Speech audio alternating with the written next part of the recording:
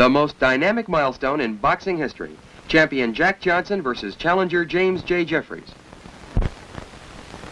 One of the great events in sports history is just 24 hours away as we look at downtown Reno, Nevada on July 3rd, 1910. Tomorrow, heavyweight champion Jack Johnson will defend his crown against the man who is already a legend in his time, former heavyweight champion James J. Jeffries. Jeffries retired undefeated in 1904, over 6 years ago. The city of Reno is in a frenzy as 15,000 fight fans swarm into the little town. This is the fight the entire boxing world has been waiting for. A clash between the two men who are ranked as the greatest heavyweight champions of all time. Let's go back 6 months to the time when Jeffries first opened his training camp and look at what 6 years of inactivity has done to the former champion. Here we see Jeff shaking hands with well-wishers. His weight at this time is over 314 pounds. Also visiting Jeff are former heavyweight champions John L. Sullivan to your right and James J. Corbett to your left. There had been an 18-year feud between these two great fighters, which is finally patched up on this very day. To the delight of cameramen, they go through a mock sparring session with the mustached John L. showing some of the feints he used over 2 decades ago when he was bare-knuckle champion. A final handshake ended all of the bad feeling between the two. Let's go back in time 3 more years to 1907, when Jeffries, in vest and long shirt sleeves, was introduced at the Burns Squires championship fight. Jeffries weighed 334 pounds. Now you can see the almost impossible job Jeff had getting back to his fighting weight of 220. We're seeing the stadium being built, which will feature the biggest sporting event of the century. This is the first time in pugilistic history that an arena has been built specifically for one special prize fight.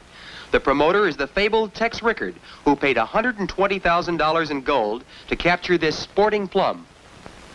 It's now July 1st, just 3 days until Jeffries and Johnson enter the ring.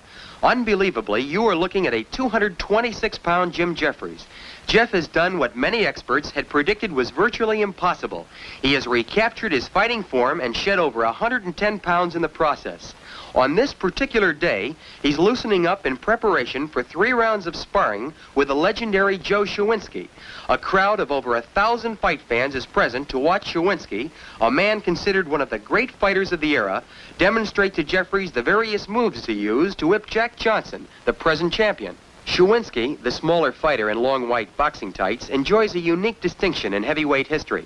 Not only did he hold Jeffries to a 20-round draw, a remarkable feat considering that Jeffries has never been beaten, but in addition, he knocked out Jack Johnson in 3 rounds back in 1901, which places Shawinski in a category with the great fighters of the period. He thinks nothing of giving away as much as 100 pounds to an opponent and then proceeds to knock him out. Jeffries has said many times he considers himself very fortunate to get Joe to work out with him during these last days of training. Just 5 miles away, heavyweight champion Jack Johnson is working out with Jim Flynn. Johnson's reputation of invincibility is spread like wildfire, as the boxing writers are using a flood of adjectives to describe his workouts. The great Johnson, the unbeatable Johnson are but a few of the quotes which have been written each day. It's 6:30 in the morning, July 4th, 1910. It seems scarcely conceivable that this seemingly carefree James J. Jeffries, in just 6 hours, will be in the toughest fight of his life against one of the greatest fighting machines in the history of boxing. At the same time, champion Johnson takes his morning constitutional. Now at 9 o'clock in the morning, the trains are arriving every half hour, bringing fight fans to see the match that has been billed as the Battle of the Giants. No sooner does one train unload when the next one pulls in jammed to capacity.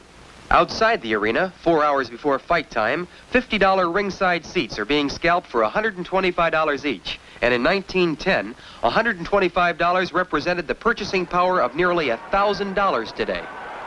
Inside the arena, the lucky fight fans with tickets waved to motion picture cameras 3 hours before fight time.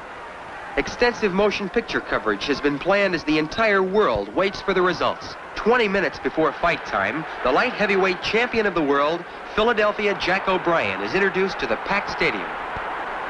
The next introduction, one of the great heavyweights of this era, Sam Lankford, affectionately called the Boston Tar Baby. Sam wants a shot at the heavyweight title himself.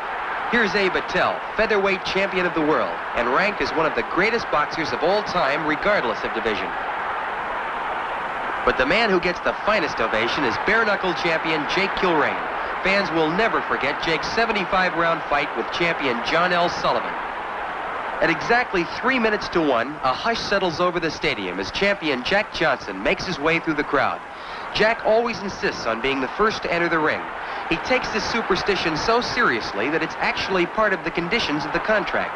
From the moment Johnson enters the ring, the big golden smile, which is his trademark, never leaves his face. A grimly determined Jeffries enters the ring 4 minutes later.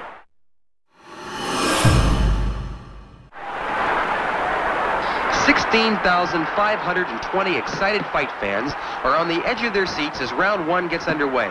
The fight is scheduled for 45 3-minute rounds, and the temperature is 110 degrees of suffocating heat. Champion Johnson is in brilliant physical condition, weighing 212 pounds. Jeffries, at 226 pounds, is fighting at the same weight at which he last defended the heavyweight championship in 1904 against Jack Monroe. It was a tremendous task for Jeff to get himself into the rock-hard conditioned fighter he is today.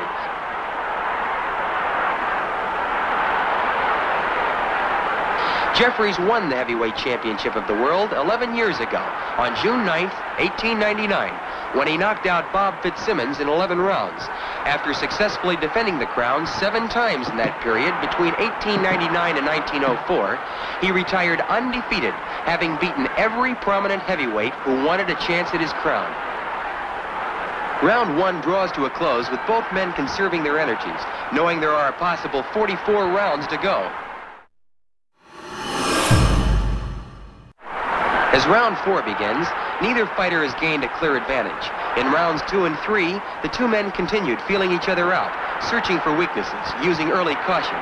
The third man in the ring is none other than promoter Tex Rickard. For weeks, Johnson and Jeffries haggled about who should referee the fight. Rickard attempted to solve the problem by asking the President of the United States, William Howard Taft, to be the referee. When President Taft declined, Rickard then sent a wire to the famous British author of Sherlock Holmes, Sir Arthur Conan Doyle, who also respectfully declined. Finally, Rickard, who has never refereed a prize fight in his life, nominated himself as the third man in the ring. While he was in training, champion Johnson had read the glowing accounts of the giant-like strength of Jeffries. It said that no man living can tie Jeffries up in close. When Johnson heard this, he said that he was not only going to tie Jeffries up in the clinches, but that he was going to actually twist Jeff's arms behind his back in order to completely neutralize the strength of the challenger. Johnson lands a stinging overhand right, which is the best punch of the fight thus far, and round 4 comes to an end.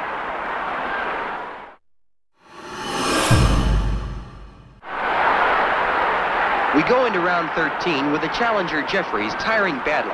In rounds 5 through 12, Johnson has slowly but methodically worn Jeffries down with hard right uppercuts in the clinches and powerful lefts and rights to the body. The fight is definitely going the way Johnson has planned it. The champion is setting his own pace, letting the years of inactivity, the tremendous heat, and his own powerful punching slowly take their toll on the 37-year-old challenger. When Jeffries retired 6 years ago, Tommy Burns won general recognition as heavyweight champion by going around the world and defeating every heavyweight who laid claim to the crown. Burns lost his title December 26, 1908, just 2 years ago to Jack Johnson in Sydney, Australia, in a spectacular contest. Johnson returned to the United States and last year, in 1909, successfully defended his title against the middleweight champion of the world, Stanley Ketchel. This is Johnson's second title defense, and Jeffries is considered by far the most formidable opponent that Johnson has ever had to face. Both men are now feeling the effects of this tremendous heat, but it's the champion, Johnson, who definitely appears to be the stronger of the two. A smashing right hand by Johnson is followed by a jolting right uppercut. Champion Johnson is getting a $60,000 guarantee for this title defense, by far the biggest ever made to date. Jeffries' guarantee is $40,000, plus the astronomical figure of $75,000 for signing with Rickard for the fight. 1,500 never-say-die fans crashed over the fence when there simply were no more seats to be sold. In Rickard's financial breakdown of the fight, these same 1,500 crashers were listed as complimentaries.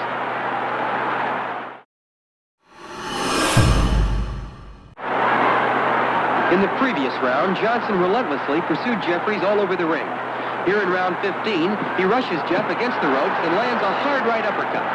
He follows it up with 3 left hooks, and Jeffries goes down for the first time in his entire professional career. The crowd leaps to its feet at the shock of what's happened. Jeff rises and gets hit with a smashing left foot, which sends him out of the ring. Jeff's chief second, with the help of a fan, lifts him to his feet. Johnson rushes Jeffries across the ring, where he floors Jeff with a paralyzing right to the head. Rickard steps between the two fighters as Sam Berger, in dark vest and hat, rushes in and stops the fight to save Jeffries from further punishment.